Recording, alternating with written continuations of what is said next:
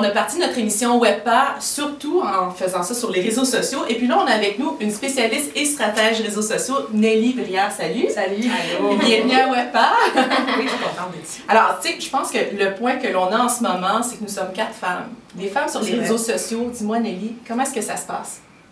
C'est difficile, en fait. Actuellement, là, il y a comme une situation, plusieurs ont dû l'observer, où est-ce que le harcèlement est facile, multiple et parfois intense aussi. Pourquoi? Il y a les algorithmes qui ont un impact, évidemment. Les algorithmes, là, je ne rentrerai pas dans des détails techniques, quoi qu'on aurait tous avantage à maîtriser qu'est-ce que c'est, parce que ça a une influence majeure sur nos vies, surtout. Mais c'est quoi exactement des algorithmes, là, pour ceux qui ne connaissent pas ça? Bien, c'est grosso modo ce qui va faire en sorte que vous allez avoir, pour faire ça très concret, ce qui va vous faire des recommandations, par exemple, sur les séries à écouter sur Netflix, selon les trucs que vous avez écoutés. Ce qui va vous recommander des restaurants plutôt que d'autres et ce qui va faire que vous allez voir certains amis plutôt que d'autres. Le fil de nouvelles. Dans votre fil de nouvelles Facebook, OK? Alors, la visibilité est plus octroyée selon une certaine autorité comme autrefois ou une certaine réputation. Maintenant, c'est selon vos comportements carrément. Mais qui décide de ça? Qui décide de ces algorithmes-là? Est-ce que les personnes là, qui planifient ça, c'est des développeurs, c'est des développeuses. C'est des développeurs, mais en fait, ça a le plus ou moins d'aide parce que c'est des entreprises privées et ça n'a aucun rapport avec des enjeux sociaux. C'est fait juste pour générer plus de confort social. Et le problème, c'est qu'on laisse catégoriser, si on veut, des discussions, toutes sortes de sujets, en nivelant par le bas sans catégorie, ça fait émerger sans qu'on le veuille, il n'y a personne qui a décidé de ça. Beaucoup de discrimination, beaucoup de harcèlement, beaucoup de sexisme, parce que là, on en voit tout à coup apparaître. Et c'est pas trié, ben là, cette personne-là, elle n'a pas la pertinence de pouvoir commenter ici. C'est, ah, ben normalement, vous interagissez tout le temps ensemble, donc on va te la montrer. Oui. Mais des fois, c'est parce que c'est du harcèlement. Tout à fait. Et il y a une espèce d'impunité sur les réseaux sociaux, un manque de civisme. Je dirais, on n'a comme pas appris à se comporter en étant derrière un écran. Donc, on s'en permet. Mais pas juste au niveau du sexisme, même au niveau du racisme. Ça dégénère. Mais c'est sûr que les femmes l'observent particulièrement. En tout cas, moi, j'ai un gros reality check là-dessus. C'est une prise de conscience majeure. Et plus vous êtes connu, plus vous êtes visible, et plus ça peut être assez multiple et envahissant, là, ce harcèlement. C'est ça. Et justement, Nelly, dans le cadre de tes fonctions, tu as justement vécu du harcèlement directement là, pendant que vous faisiez un live stream. Oui, en fait, ce qui est arrivé, ben, j'ai observé plusieurs situations qui montrent ce problème de harcèlement. C'est que de plus en plus, on peut faire du direct. Sur Facebook, sur Periscope, il y a comme une mode avec ces affaires-là. Vous allez peut-être même l'expérimenter. Oui, j'expérimente déjà. Tout le monde est son propre diffuseur. C'est ça qui est cool aussi. Ça démocratise la chose, mais... Moi, j'aime pas le mot démocratie là-dessus. Non, mais je vais expliquer pourquoi, parce que c'est l'accessibilité. C'est accessible pour tout le monde. Et le problème, c'est que j'ai eu effectivement une expérience terrible où on avait décidé de rendre accessible en direct un débat. C'est des débats qui sont organisés par Le Devoir sur des sujets politiques en général. C'en était un, c'est un sujet politique. Il y avait 2 hommes, 2 femmes dans le panel, Jean-François Lisée, Michel David, et de l'autre côté, Marie Grégoire, Françoise David, qui sont des gens sérieux, qui viennent parler de choses politiques. Et là, j'ai streamé ça sur Periscope pour rendre le débat accessible à d'autres gens que ceux qui avaient payé leur billet.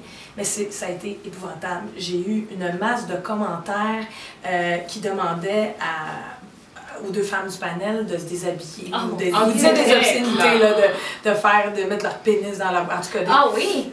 Non, c'était extrêmement obscène. Vraiment du harcèlement, donc on demande aux femmes de dénouer leur corps, puis... Directement, mais aucun commentaire sur les gars, jamais. C'est sûr qu'il y avait l'enjeu que quand vous faites du live, vous êtes international. Alors, il y a des fois des enjeux de fuseau horaire. Il est 3 h du matin quelque part. C'est pas des gens très intellectuels nécessairement qui sont dans le Ça peut être des gens en état d'ébriété. Voilà. Mais ça justifie pas... Des gens dans le besoin. Pas trop. Il y a peut-être aussi le fait que le rapport à l'Internet, je veux dire, si 80% de ton utilisation d'Internet c'est pour aller dans de la porn, par exemple, peut-être que ça peut influencer sur ton comportement sur le reste des plateformes. Fait qu'il y a ça. Mais j'ai vu d'autres streams qui se sont passés, des directs Facebook, ceux-là, à Radio-Canada, par exemple, Radio-Canada Information, où un des premiers de leur live, là, ils sont encore plus maladroits là-dessus, mais un des premiers qu'ils ont fait, c'était une jeune femme à South by Southwest. Et là aussi, c'était une série de commentaires relativement moins obscènes, on s'entend, mais quand même, tout le temps par rapport à son physique qui était cute, veux-tu me donner ton numéro, approche-toi, c'est toi qu'on veut voir. C'était ça. Tandis que Trudeau a fait des lives avec encore plus de monde, puis il y a genre aucun commentaire.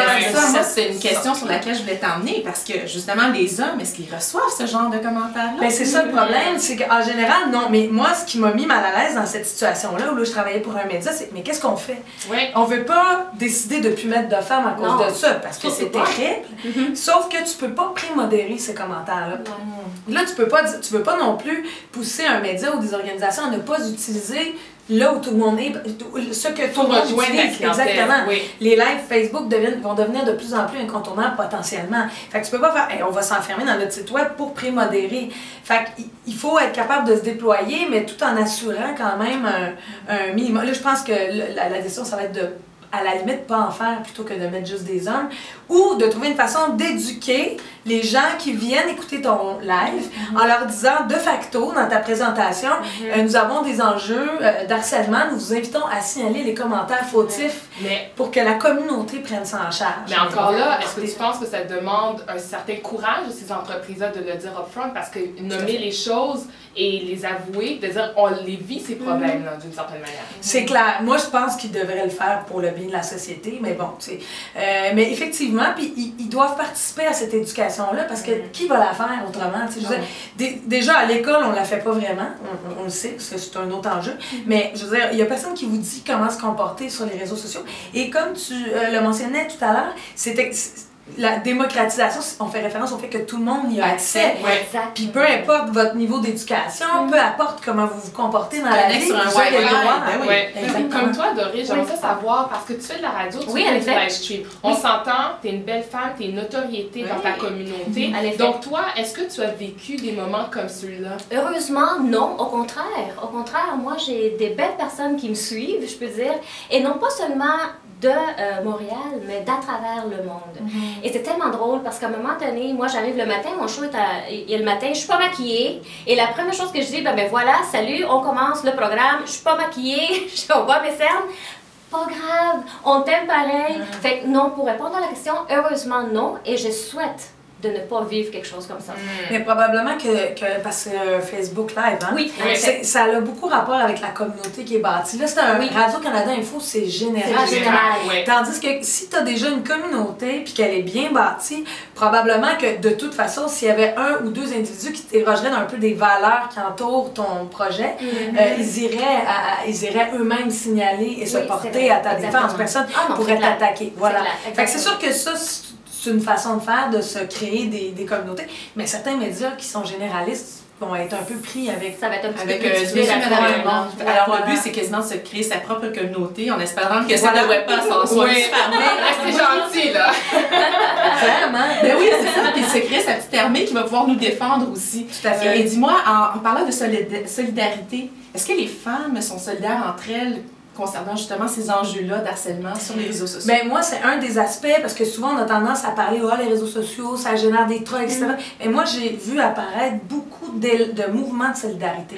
Des groupes dans lesquels, des espaces sécuritaires où est-ce qu'on peut parler à l'abri, des endroits où on peut aller demander de l'aide, des conseils, Puis je vois apparaître une espèce de culture de solidarité chez les femmes, surtout que tout le monde a l'impression qu'il y a une prise de conscience par rapport à bien des enjeux féministes actuellement. Et ça génère, puis même chez les plus jeunes, là, j'ai remarqué ça, et les réseaux sociaux exacerbent le pire comme le meilleur. Donc, ils exacerbent cette solidarité-là.